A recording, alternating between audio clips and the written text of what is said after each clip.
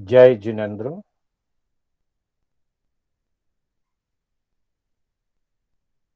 मोक्ष मार्गस्य नेतारम् भेतारम् कर्म भूभृता ज्ञातारम् विश्वतत्त्वानां वन्दे तद्गुणलब्धये। वन्दे तद्गुणलब्धये। अनंत उपकारी, आस्था के आयाम, चरम तीर्थंकर श्रमण भगवान महावीर को वंदन। प्रभु की परंपरा में विचरण करने वाले परम उपकारी समस्त चारित्रात्माओं को वंदन। श्री कर्नाटक जैन स्वाध्याय संघ के तत्वावधान में आयोजित तत्वार्थ सूत्र की इस धर्म कक्षा में मैं शांतिलाल बोहरा आप सभी का हार्दिक स्वागत एवं अभिनंदन करता हूं। आत्मबंधुओं, हमारी कक्षा तत्वार्थ सूत्र के 9वें अध्याय से संबंधित चल रही है, जिसके अंतर्गत आज हम समिति और गुप्ति, इन दो प्रकार के संवर की चर्चा करेंगे। जैसा कि विदित है, 9वां अध्याय संवर एवं निर्जरा विषय पर आधारित है।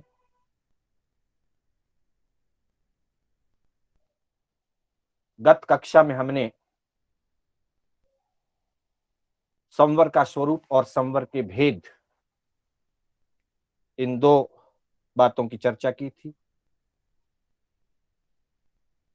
इसी क्रम में आज हम आगे बढ़ते हुए तीसरे, चौथे और पांचवें सूत्र का स्वरूप समझेंगे। सबसे पहले हम 5 सूत्रों का उच्चारण करें। आश्रव निरोधः संवरः। आश्रव निरोधः संवरः। जिस सूत्र में आश्रव एवं आश्रव के निरोध से होने वाले संवर की चर्चा की।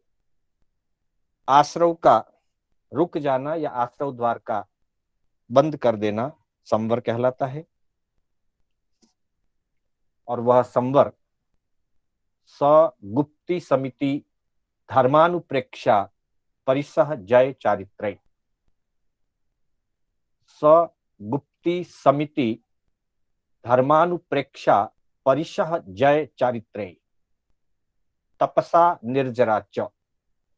तपसा निर्जराच अर्थात संवर गुप्ति रूप होता है, समिति रूप होता है, यति धर्म के रूप में होता है, अनुप्रेक्षा यानी भावनाएं, 12 भावनाओं के रूप में होता है, परिशह जय अर्थात परिशह को जीतने में आत्मा का जो पुरुषार्थ लगता है उससे संवर होता है, और चारित्र्य, चारित्र की आराधना में, चारित्र की पालना से संवर की निष्पत्ति होती है। साथ ही तपसा अर्थात तपस्या से संवर भी होता है और निर्जरा भी होती है। तो कहा तपसा निर्जराच, और उसके बाद आगे के सूत्रों में गुप्ति समिति धर्म अनुप्रेक्षा परिशा जय चारित्र और निर्जरा के भेद प्रभेद और उनकी व्याख्या बताई गई है। तो सबसे पहले गुप्ति की व्याख्या आती है। सम्यक योग निग्रहो गुप्ति।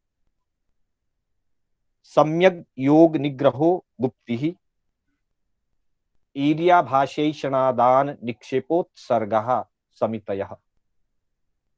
ईर्या भाषैषणादान निक्षेपोत्सर्गः समितयः। इस तरह से इन सूत्रों में संवर के स्वरूप, संवर के भेद बताते हुए गुप्ती और समिति का कथन हुआ है। हम तीसरे सूत्र से आज विशेष चर्चा करेंगे। गत कक्षा में 2 सूत्रों की हमने चर्चा की। तीसरा सूत्र कहा गया है तपसा निर्जरा च। तप करने से निर्जरा होती है। तप मुख्य रूप से निर्जरा के भेद हैं, 12 प्रकार के निर्जरा के भेद, 6 बाह्य तप, 6 आभ्यंतर तप। साथ ही तप करने से निर्जरा के साथ साथ संवर होता है। च कहने से ऊपर के सूत्र से संवर के भाव साथ में जुड़ते हैं। अतः तपसा निर्जरा च यानी कि तपस्या से संवर भी होता है और तपस्या से निर्जरा भी होती है। तप का अर्थ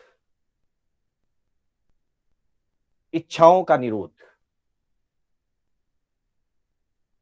अर्थात तप से मुख्य रूप से 5 प्रकार की जो इंद्रियों के 23 विषय कहे गए, 5 इंद्रियों के विषयों का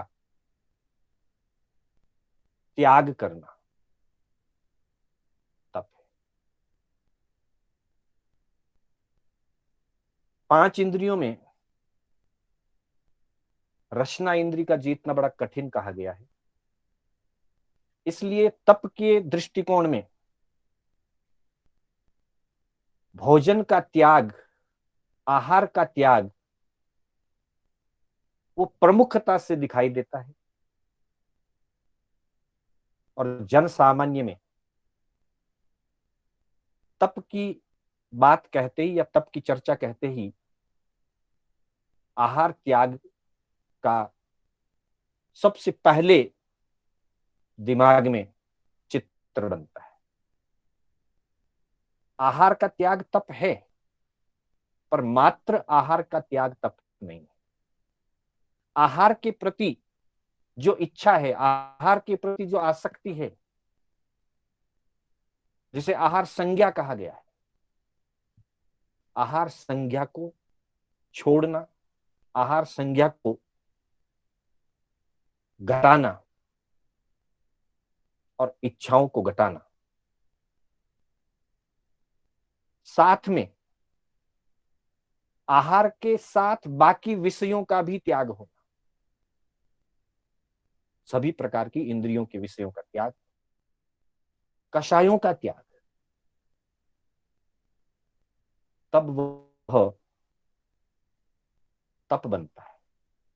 अर्थात आहार त्याग, विषयों का त्याग एवं कषायों का त्याग, अर्थात भाव और द्रव्य, द्रव्य से 3 या 4 आहार का त्याग होता है, भावों से, विषय और कषायों से दूरी बनती है, विषय और कषायों को छोड़ दिया जाता है, तब वो तप होता है। इसलिए उत्तराध्ययन सूत्र में फरमाया है एवं तू संजय सावी पाव कम्म निरासवे भव कोड़ी संचयम कम्मम तवसा निज्जरिज्जयी। इस आगम गाथा पे अगर हम ध्यान दें तो यहां संवर और निर्जरा दोनों बातें कही गई। उत्तराध्ययन सूत्र का 30वां अध्याय तपो मार्ग है, तप की चर्चा की गई है उस 30वें अध्याय में, 30वें अध्ययन में। लेकिन जो शब्द इस गाथा में है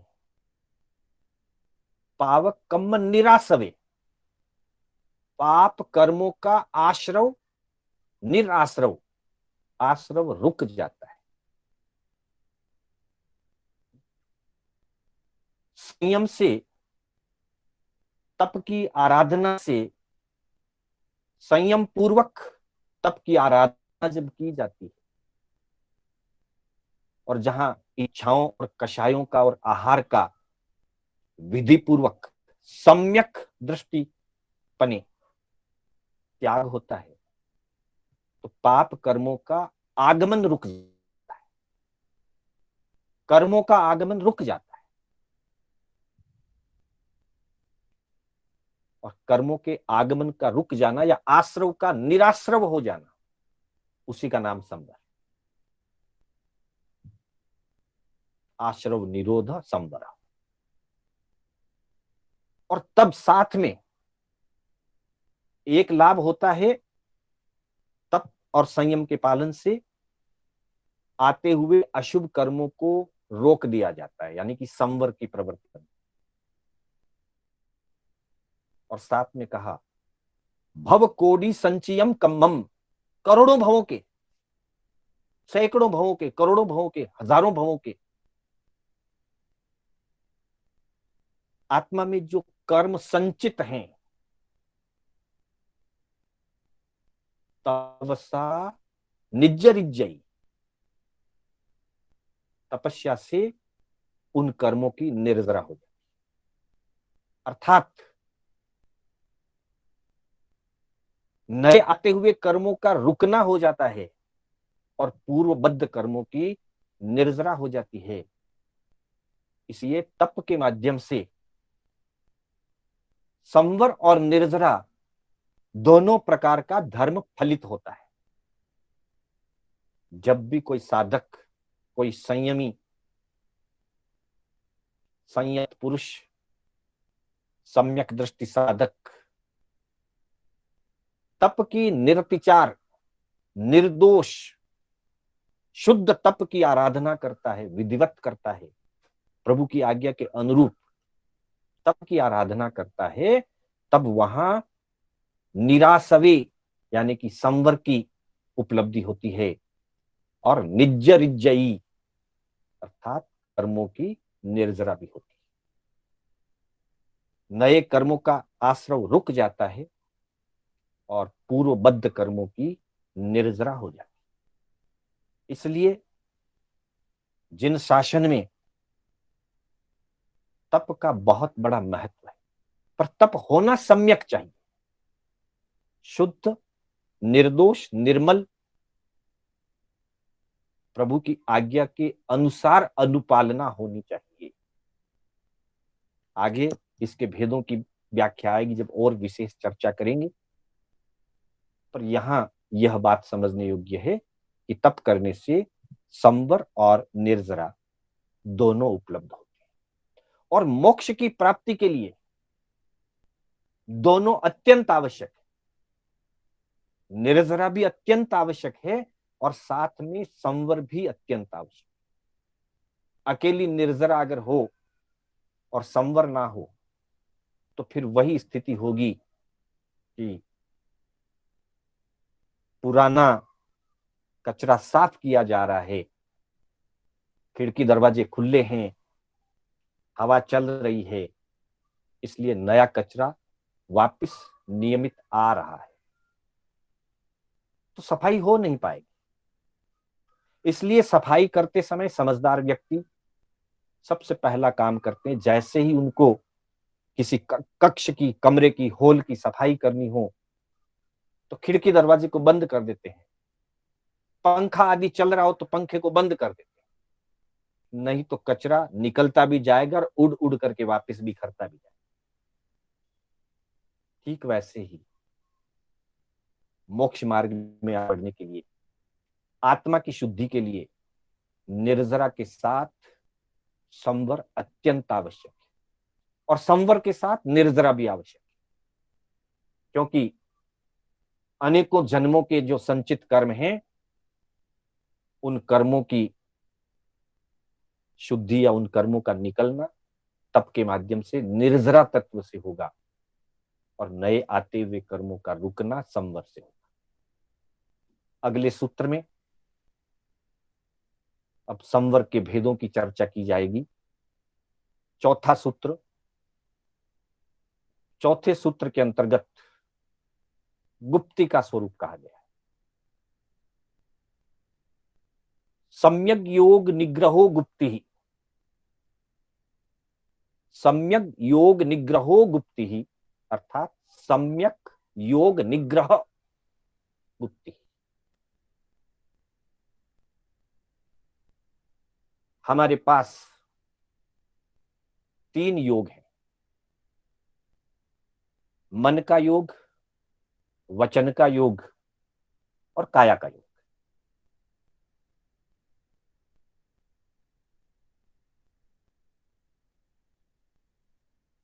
छठे अध्याय में प्रारंभ में ही यह चर्चा आई थी। काय वाक मनः कर्म योगः। काया, वचन यानी वाणी और मन, इन तीनों का जो कर्म व्यापार है, इन तीनों की जो प्रवृत्ति है, उसे योग कहते हैं। और योग कर्म आश्रव का एक बहुत मुख्य कारण है।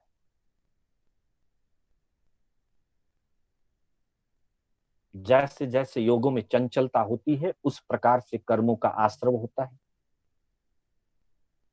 शुभ योग हो तो पुण्य आश्रव होता है, और अशुभ योग हो तो पाप का आश्रव होता है। काय वाक मनः कर्म योग स आश्रव शुभ पुण्यस्य अशुभ पापस्य। छठे अध्याय के 4 सूत्र प्रारंभ के इस सारी बात को प्रस्तुत करते हैं। तो मन वचन काया की जो प्रवृत्ति है, कर्म व्यापार है, उसे योग कहते हैं, और योग के निमित्त से कर्मों का आश्रव होता है। उस आश्रव को रोकने के लिए योगों का निग्रह बताया है।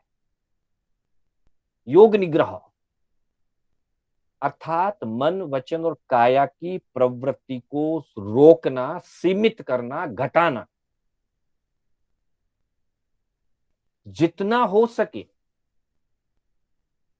उतना प्रवृत्ति से अलग हट जाना, उसका नाम है गुप्ति। दूसरे शब्दों में गुप्ति का अर्थ है निवृत्ति। गुप्ति नियतने उत्ता अशुभत्थेषु सव्वसो। उत्तरायण के 24वें अध्याय में जहां अष्ट प्रवचन माता का वर्णन आया है, समिति गुप्ति का वर्णन आया है, वहां गुप्ति किसे कहते हैं, गुप्ति का क्या स्वरूप है, तो कहा गुप्ति नियतने उत्ता, नियंत्रण करना, कंट्रोल, वश में करना। हम जब 25 बोल के अंतर्गत संवर के 20 भेद, जिनकी चर्चा हमारी कल हुई थी, सारे प्रकार के भेदों की, उसमें आता है मन वश में रखे तो संवर, वचन वश में रखे तो संवर, काया वश में रखे तो संवर। यही बात है। गुप्ति नियतने उत्ता, निवृत्ति को या नियंत्रण रखने को, कंट्रोल रखने को, वश में रखने को उत्ता यानी कहा गया है, गुप्ति, गुप्ति कहा गया। अब किसको वश में रखना, तो कहा अशुभत्थेषु, जितनी भी अशुभ प्रवृत्तियां हैं, मन की, वचन की और काया की जो अशुभ प्रवृत्तियां हैं, उन सभी अशुभ प्रवृत्तियों को वश में करना, अर्थात मन वचन काया को अपने नियंत्रण में रखना। मन वचन काया को आत्मा के नियंत्रण में रखना। वास्तविकता तो यह है कि मन वचन और काया के जो योग हैं, योगों को साधन कहते हैं, वे साधन हैं।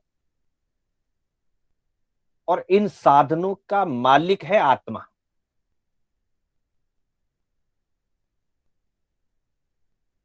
लेकिन जब मालिक कमजोर होता है तो सेवक हावी हो जाता है।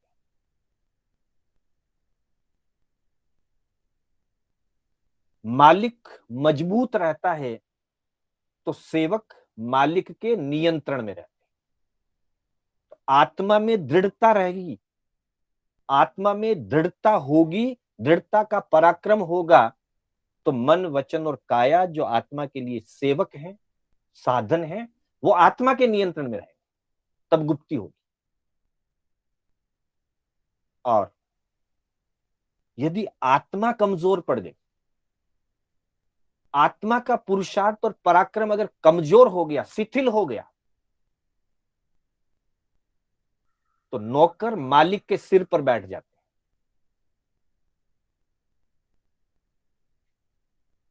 अर्थात वो स्वयं मालिक को अपने कंट्रोल में कर लेते हैं, मालिक पर उनका नियंत्रण हो जाता है। ठीक वैसे ही आत्म परिणाम या आत्मा का पुरुषार्थ, सम्यक पराक्रम, सम्यक पुरुषार्थ जब शिथिल हो जाता है तो मन वचन और काया आत्मा को अपने नियंत्रण में लेकर के हावी हो जाते हैं। फिर आत्मा जैसा करना चाहिए वैसा कार्य मन वचन काया नहीं करते। अपने मत्ते से, अपनी इच्छा से तब अशुभ प्रवृत्तियां होती, फिर गुप्ती नहीं रह जाती, अगुप्ती हो जाती। थाणांक सूत्र और समवायांक सूत्र के अंतर्गत, थाणांक के तीसरे ठाणे में और समवायांक सूत्र के तीसरे समवाय में, दोनों में ये बात कही। तो ओ गुत्तियों पन्नताओ तंजहा, तीन प्रकार की गुत्तियां कही गई। मन गुत्ती, वय गुत्ती, काय गुत्ती। मन गुत्ती, वचन गुत्ती और काय गुत्ती। अर्थात मन में किसी भी प्रकार के अशुभ चिंतन, अशुभ विचार, दुर्भावना न आए। मन अनावश्यक रूप से भटके नहीं, ऐसा नियंत्रण जब आत्मा का होता है तब वो मन गुप्ती बनता है। वचनों से कटु, कठोर, असत्यवाणी, किसी को चुभे ऐसी शब्दावली नहीं बोली जानी चाहिए। आत्मा उस पर कंट्रोल रखती है, साधक उस पर कंट्रोल रखता है, वचनों पर कंट्रोल रखता है। और जब वचनों पर कंट्रोल रहता है तो पहली बात, अशुभ वचन योग बिल्कुल नहीं होगा, और साथ ही वचनों को सीमित रूप से प्रयोग किया जाए। जितनी आवश्यकता उतनी ही बात। दो फायदे उसके। पहला फायदा, कलह क्लेश को अवसर नहीं मिलता है। कम बोलने वाले व्यक्ति के कभी लड़ाइयां नहीं होती, क्योंकि वो पहले ही कम बोलता है, सीमित बोलता है, सोच विचार करके बोलता है, तोल मोल के बोल। कलह कशाय नहीं होगा, बचेगा उससे। पहला लाभ। दूसरा लाभ व्यवहारिक दृष्टि से, दूसरा लाभ वचन की प्रवृत्ति से, बोलने से बहुत सारी शक्ति खर्च होती है, और ज्यादा जोर से बोलने से या आवेश में आकर बोलने से तो और भी ज्यादा शक्ति खर्च होती है, एनर्जी वेस्ट होती है। इसलिए अशुभ बोलना नहीं, अनावश्यक तो बोलना नहीं, और जो आवश्यक है वो भी सीमित बोलना। इस तरह से वचन पर नियंत्रण करना वचन गुप्ती। प्राय करके हम देखते हैं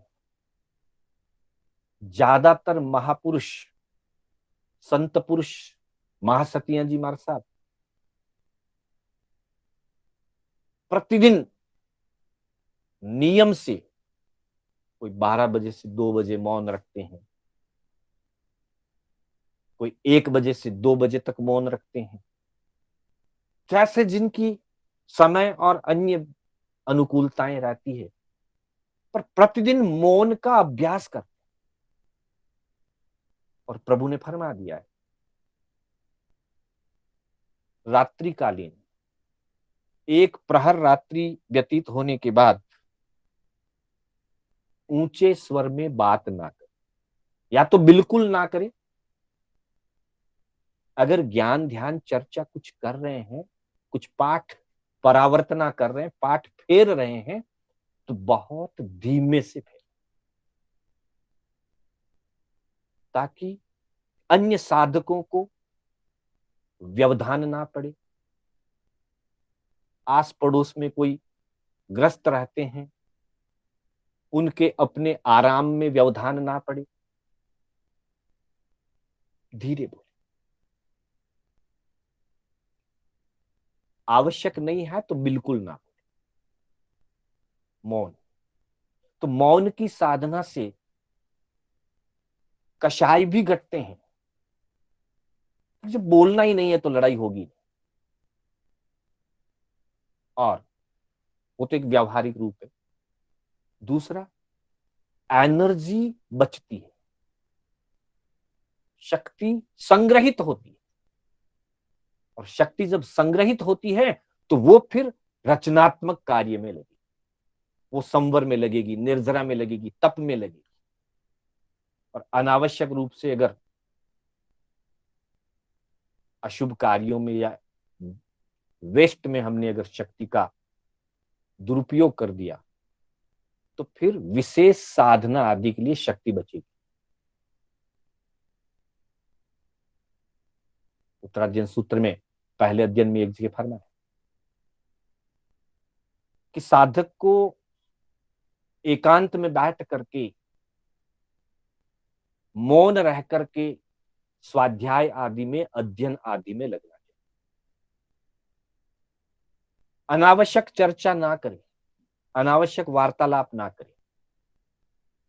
सीधा सा हिसाब है, अनावश्यक वार्तालाप करने से समय भी व्यर्थ चला जाता है और शक्ति भी खर्च हो जाती है।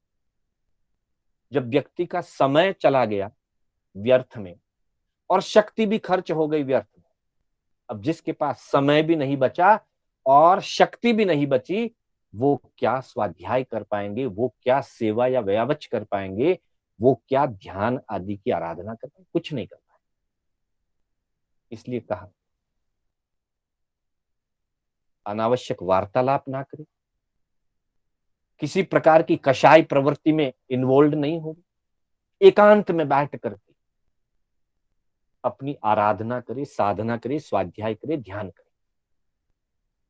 और जो अनावश्यक प्रवृत्तियों से बचता है, उसके पास समय भी बचा हुआ है और शक्ति भी उसके पास बची हुई है, वो अपने समय और अपने श्रम का सही दिशा में सदुपयोग कर पाएगा।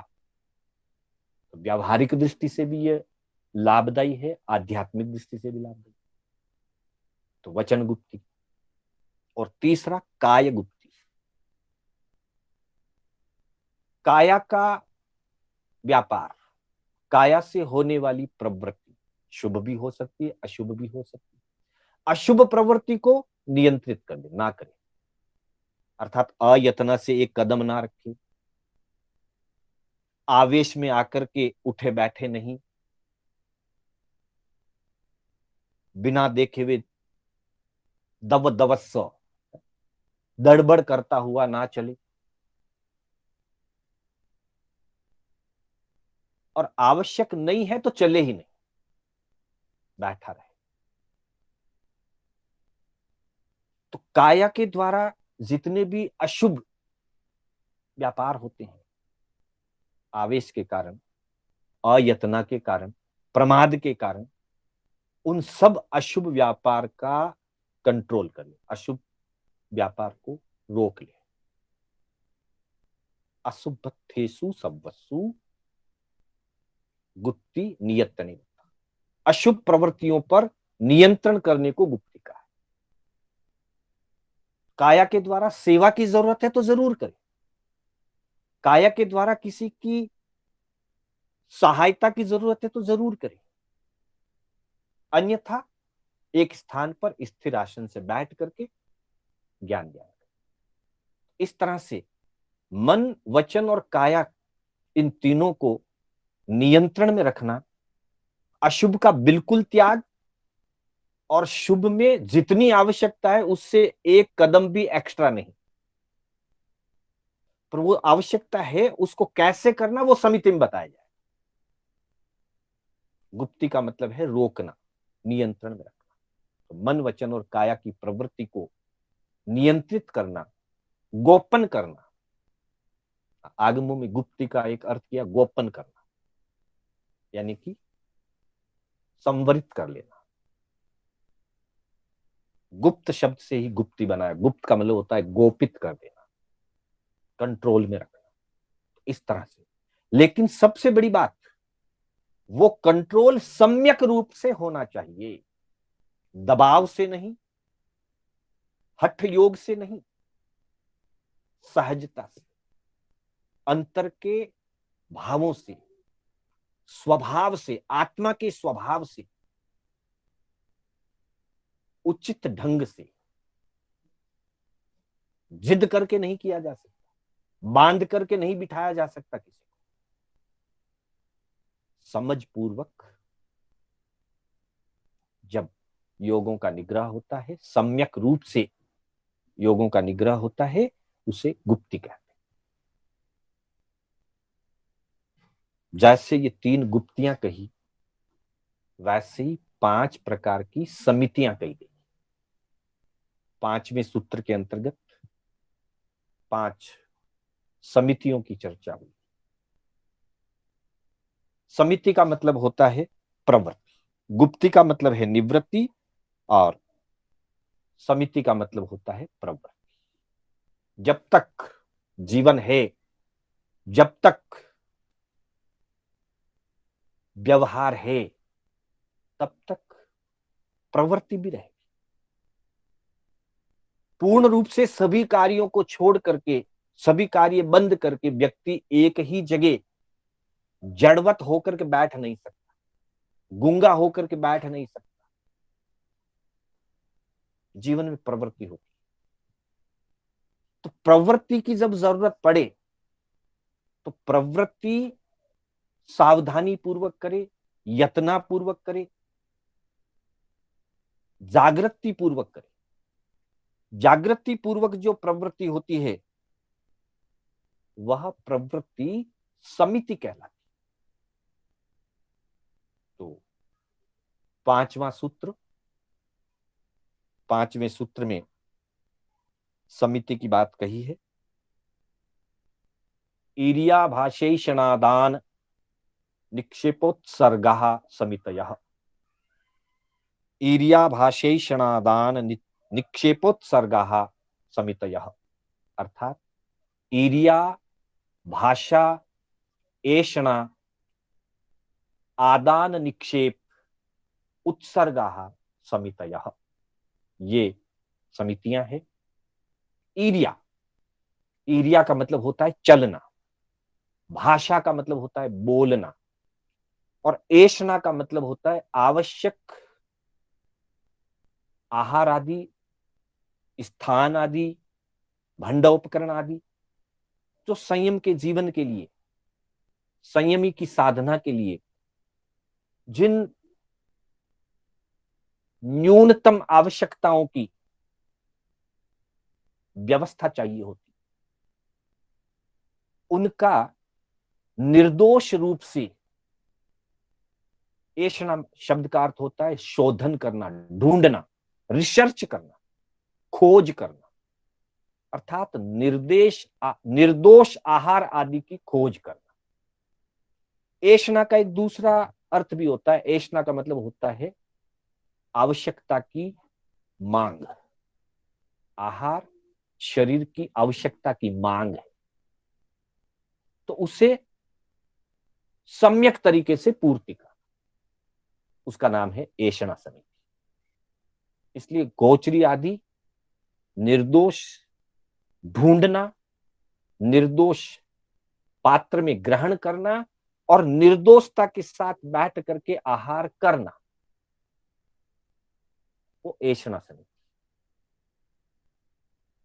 जब आहार करना है तो पात्र की भी जरूरत हो सकती है। पानी को लेने के लिए पात्र चाहिए, भोजन को ग्रहण करने के लिए पात्र चाहिए, प्रतिलेखना आदि करने के लिए, प्रमार्जना आदि करने के लिए ओघा पुंजनी चाहिए, अध्ययन करने के लिए कोई ग्रंथ आगम आदि की आवश्यकता हो सकती है। साथ ही संयमी के अपने वस्त्र आदि की भी आवश्यकता होती है। तो ये चीजें ग्रहण भी करनी पड़ती है और उपयोग करने के बाद एक जगह व्यवस्थित रखनी भी पड़ती है। इसलिए क्या आदान निक्षेप, आदान का मतलब उठाना, लेना, ग्रहण करना, और निक्षेप का मतलब है रखना। तो पहली समिति ईरिया समिति, दूसरी समिति भाषा समिति, तीसरी समिति ऐषणा समिति, चौथी समिति आदान निक्षेपणा समिति, और पांचवी समिति है उत्सर्गा। उत्सर्ग, उत्सर्ग का मतलब होता है विसर्जित करना, छोड़ना। उत्सर्ग का मतलब होता है छोड़ना, त्याग करना। जीवन में शरीर जहां तक है, शरीर के संबंध से असुचि का विसर्जन होता ही है। लघु शंका, दीर्घ शंका, नाक में गंदगी आ गई, शरीर का कोई मल मेल निकला, इन सब का उत्सर्ग करना होता है, त्याग करना होता है, छोड़ना है इनको। जैसे आहार आदि ग्रहण करना है तो निर्दोषता से ग्रहण करना है, वैसे ही जो विसर्जित करने योग्य, फेंकने योग्य, त्यागने योग्य जो मल मूत्र, नाक की गंदगी आदि, उनको फेंकने में भी उतनी ही यत्ना विवेक की जरूरत है। कहां छोड़ें? फेंकना का मतलब फेंक देना नहीं है, फेंकना का मतलब छोड़ना। कहां छोड़ें, कैसे छोड़ें, किस रूप में त्याग करें उसका, ताकि उस निमित्त से किसी जीव आदि की विराधना ना हो, छकाय जीवों का वहां आरंभ ना हो, किसी जीव को उस निमित्त से कष्ट, पीड़ा, तकलीफ ना पहुंचे, उस पद्धति से विसर्जित करना, त्याग देना, इसका नाम है समिति। अर्थात बोलने में, चलने में, आहार आदि ग्रहण करने में और आहार आदि का उपभोग करने में, पात्र वस्त्र आदि रखने, उठाने, लेने देने में, और अपशिष्ट पदार्थ, विसर्जित करने योग्य जो भी पदार्थ हैं, उनको विसर्जित करने में जो प्रभु ने विधि फरमाई है, प्रभु ने जो जागरूकता का निर्देश दिया है, उस जागरूकता से, उस विधि से उस वस्तु का विसर्जन करना, यत्नापूर्वक प्रवृत्ति करना, यत्नापूर्वक प्रवृत्ति करने का नाम है समिति। जब तक जीवन है, चलना आवश्यकता होती है। एक गांव से दूसरे गांव विहार करने के लिए चलना होता है, गोचरी आदि लेने के लिए चलना होता है, और भी किसी अपेक्षा से चलना होता है। ये सिर्फ साधु के लिए नहीं कहा है, साधु के लिए तो मुख्यता से है। हमारे ग्रस्त के जीवन में भी इनका उपयोग जरूरी है। हमें भी कहीं जाना है, आना है, चलना है, विवेक पूर्वक चलें, जागृति से चलें, देख करके चलें, किसी जीव की हिंसा ना हो, इस बात का ध्यान रखते हुए चलो। भाषा की भी जरूरत होती। मन में कोई अनुभूति हुई, मन में कोई आकांक्षा जगी, कुछ विचार जगा मन में, गूंगे की तरह जिंदगी भर नहीं बैठ सकते। मौन के समय मौन किया जा सकता है, ज्यादा से ज्यादा मौन किया जा सकता है, जिसकी जैसी शक्ति। लेकिन फिर भी अपने भावों की अभिव्यक्ति भी देनी होती, तब भाषा का प्रयोग होता है। असत्य भाषा ना बोले, कटु कठोर भाषा ना बोले, भाषा का प्रयोग विवेक पूर्वक करें। भाषा दो व्यक्तियों के प्रेम को जोड़ भी सकती है, टूटे हुए संबंधों को जोड़ भी सकती है। और भाषा का अगर विवेक से उपयोग नहीं किया गया, भाषा का अगर अविवेक से प्रयोग किया गया, तो संबंधों को तोड़ने में भी भाषा का निमित्त बनता है, एक क्षण में संबंध तोड़ देती। इसलिए भाषा के मामले में बहुत जागरूकता की जरूरत। आहार आदि ग्रहण करने में, निर्दोष आहार आदि ग्रहण करना मुनि का अपना ऐशना समिति का व्यवहार है। ग्रस्त को ऐशना समिति के अंतर्गत कम से कम इतना तो ध्यान रखना ही चाहिए कि मेरे लिए कौन से पदार्थ खाद्य हैं, कौन से अखाद्य हैं, कब मुझे खाना चाहिए, कब नहीं खाना चाहिए, कितना खाना चाहिए, कितना नहीं खाना चाहिए। इन सारी बातों का विवेक रख करके शुद्ध आहार का निर्माण करना। मुनि तो शुद्ध आहार की ऐशना करते हैं, ग्रस्त को तो आहार का निर्माण करना होता है, बनाना होता है। तो शुद्धता पूर्वक आहार बनाएं, शुद्ध और वस्तु का विवेक रखें, भोजन सामग्री को अच्छी तरह से देख करके यत्न से तब उस भोजन सामग्री का आहार बनाने में प्रयोग करें। बनाते समय परिणामों में सात्विक भाव रखें, ग्रहण करते समय, भोजन करते समय विवेक पूर्वक भोजन करें और मन के परिणामों में सात्विक भाव रखें। तो हमारे लिए एक रूप में ये ऐशना समिति का एक छोटा सा प्रयोग हमारे जीवन में, पूर्ण प्रयोग तो मुनियों के जीवन में होता है। इसी तरह से आदान और निक्षेप, मुनि के पास बहुत सीमित से भंड उपकरण होते हैं, पर गृहस्थी के पास बहुत सारी सामग्रियां होती हैं। बहुत बड़ा लवाजमा रहता है हमारे पास, साधनों का, वस्त्रों का, बर्तनों का, कई प्रकार के डॉक्यूमेंट्स, कई प्रकार की फाइल्स। हम भी उन्हें लेते हैं, रखते हैं। पूर्ण जागृति चाहिए, विशेष करके रखते समय बहुत ज्यादा जागृति चाहिए। वरना कितनी बार हमने देखा होगा, जीवन के अंदर अनुभव किया होगा, हम कोई वस्तु कहीं रख देते हैं और 2 दिन बाद, 4 दिन बाद वो वस्तु हमें अब उस स्थान पर मिलती नहीं। क्यों नहीं मिलती? क्योंकि हमने रख दिया कहीं और विचार कहीं और चला था। रोज कहीं और रखते हैं, आज कहीं और रख दिया। रखते समय हम जागरूक नहीं, हमारा मन का कंसंट्रेशन कहीं और रहता है और शरीर से मशीन की तरह हम काम कर लेते हैं। वो कार्य हमें याद नहीं रहता। अब 4 दिन बाद चाहिए, वस्तु मिल नहीं रही, आवेश आएगा, उत्तेजना आएगी, आ सकती है। कभी कभी व्यक्ति उसके लिए दूसरों को भी दोष देगा, मैंने तो यहीं रखी थी, किसने उठाई? अब याद है नहीं, दिमाग में बैठा हुआ है कि यहां रखी थी, क्योंकि रखते समय जागरूकता नहीं थी। हम 100% अलर्ट में नहीं थे, अलर्टनेस के साथ अगर कोई काम होता है तो भूल होने का सवाल ही।